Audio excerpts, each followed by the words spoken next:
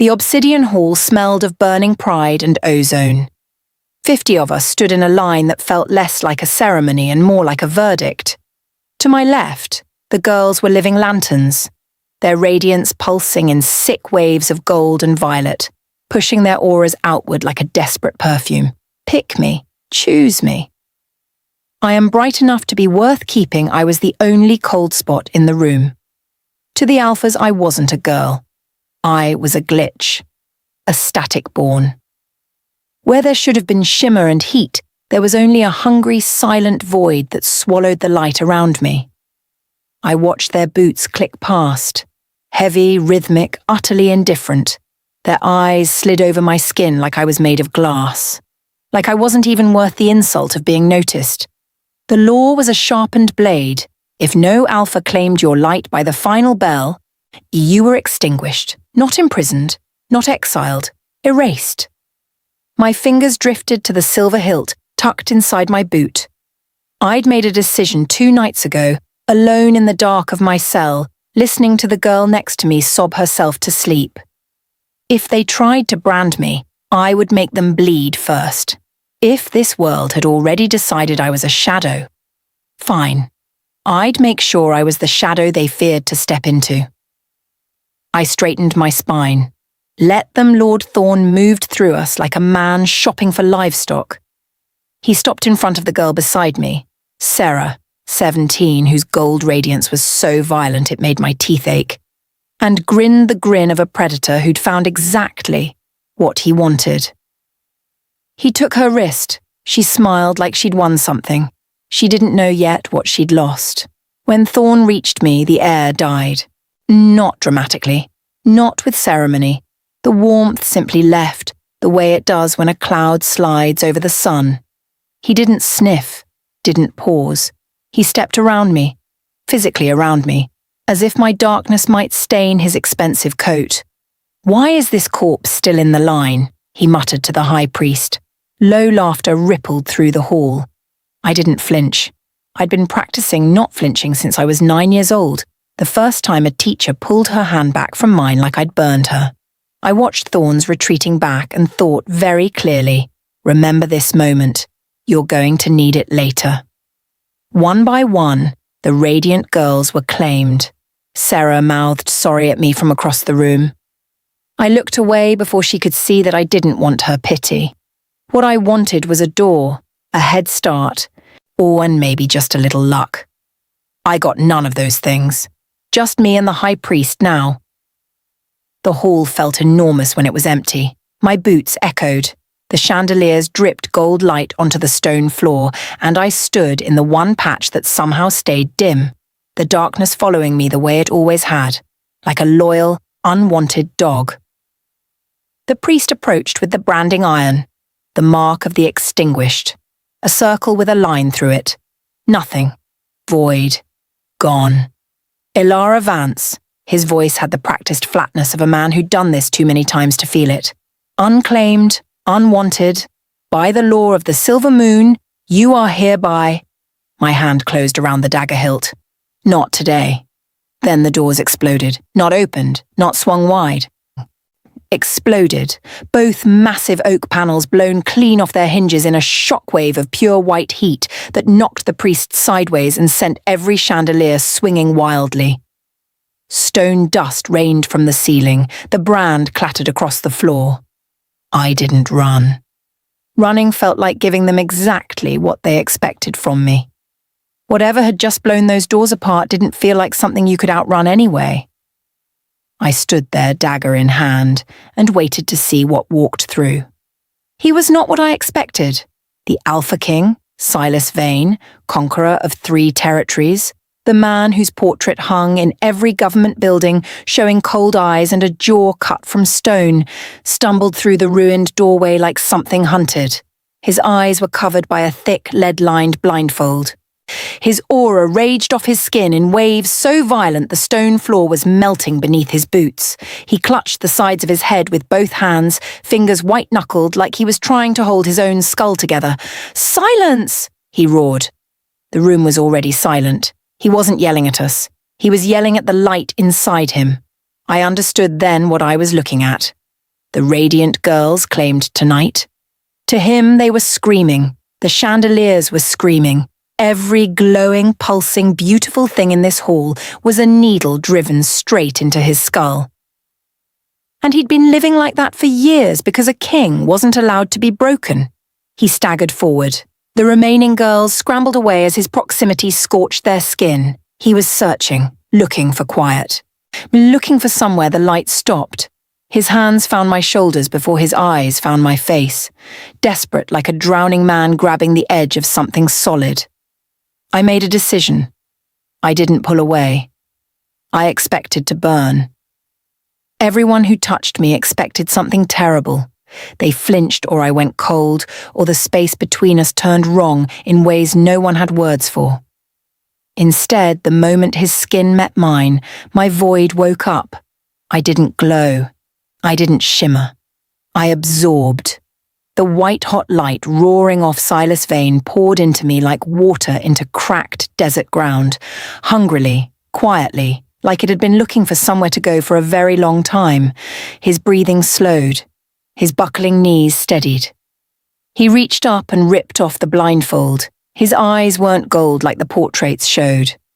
They were fractured, cracked like shattered glass, silver fault lines running through the irises. The eyes of a man barely holding together. They found my face and stayed. "I can't hear the screaming," he said. His voice cracked slightly on the last word like he hadn't let himself be surprised in a long time. "It's quiet." Behind him, the high priest made a strangled noise. Silas didn't look away from me.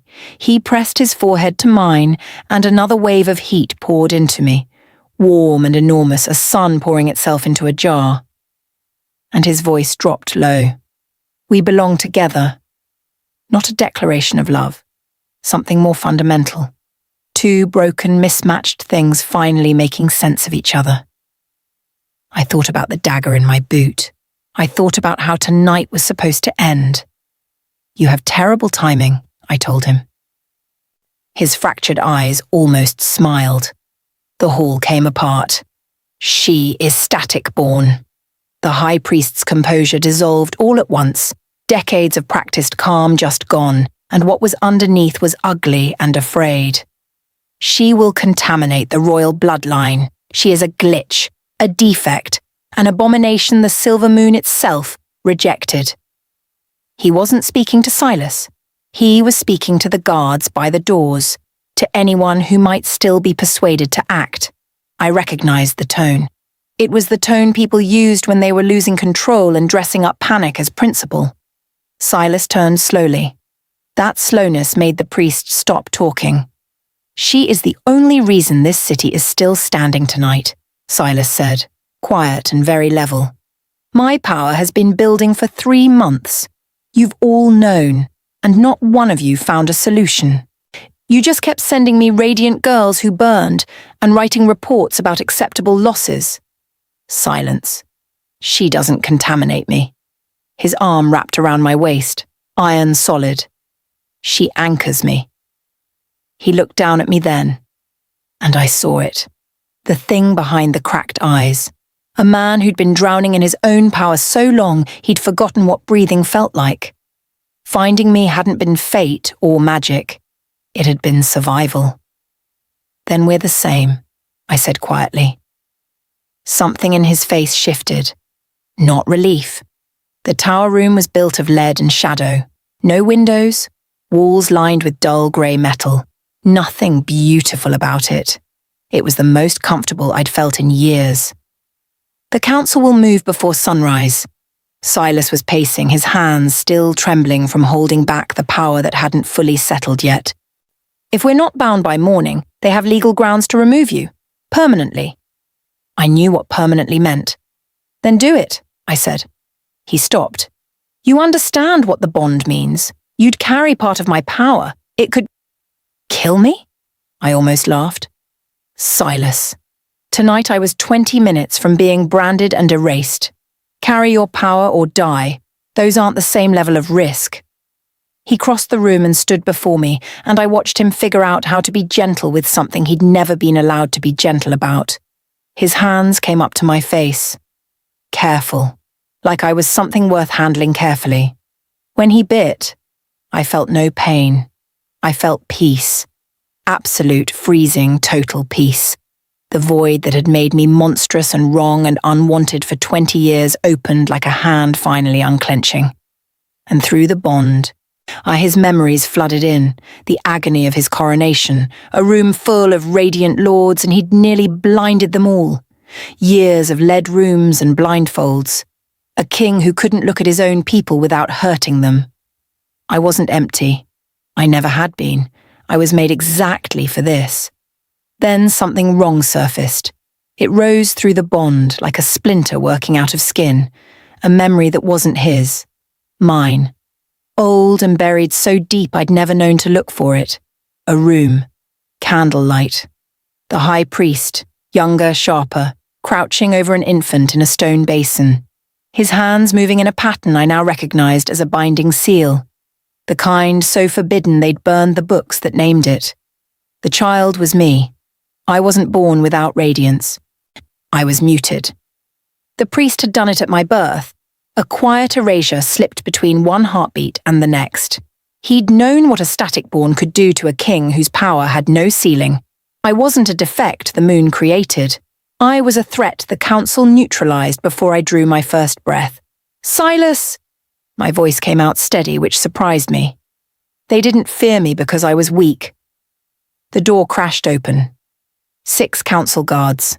The priest behind them, holding something that pulsed with ugly concentrated light, glass and silver the size of a lantern, built for exactly one purpose, the sunglass.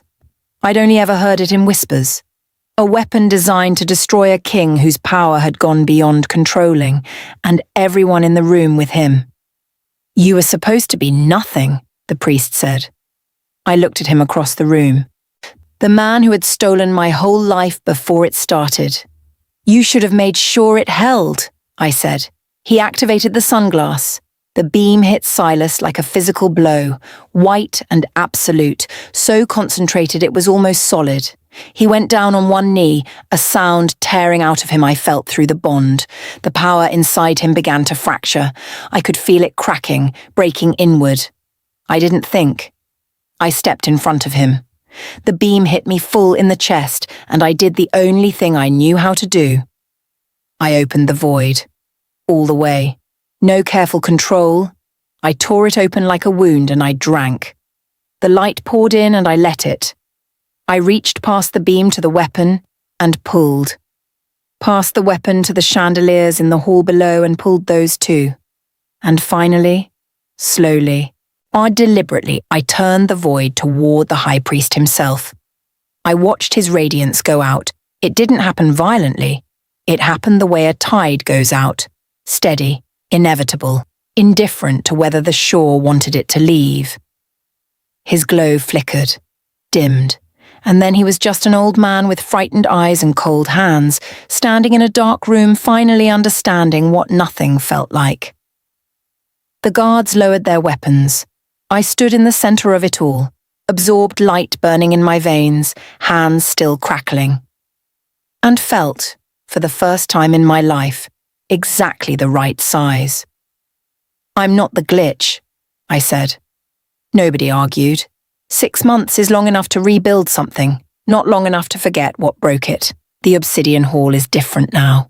We stripped the gold fixtures and the radiance measuring pedestals and the long line where girls once stood like offerings waiting to be refused. In their place, 2 thrones, one white stone, one black, facing the room as equals face a room. Together, and deliberately so. Silas and I rule as eclipse. He is the warmth. I am the shade. Neither of us complete without the other, and neither of us pretending otherwise. The extinguished, girls branded and cast into the wastes over years of this cruelty, we brought them back in the first week. Some were angry. They had every right to be. I sat with them in the lead-walled room, and I didn't ask them to forgive anything. I just told them the truth. The system that discarded them was built on fear, and fear gets to be renamed. What we call extinguished now, we call unburdened. What we call static-born now we call anchor. Words matter. I know this because a word, defect, glitch, nothing, shaped the first 20 years of my life. I intend to be very careful about what words we hand to the next girl who stands in a hall waiting to find out if she's worth keeping. She is. They all were. I used to be the girl at the end of the line, hand on a dagger making peace with a bad ending. Now I'm the queen who makes sure the ending is worth waiting for. The stars only appear when the blinding light finally goes dark. I've always known that. The world is just catching up. She was erased before she was ever given a name, and still became the only thing standing between the world and the fire. If you want to see what happens when the Eclipse Queen faces her first true war, when old enemies return with something worse than the sunglass, and Silas must choose between his throne and his bond, hit like, subscribe, and drop shadow in the comments. Part 2 is coming, and the dark doesn't warn you before it arrives.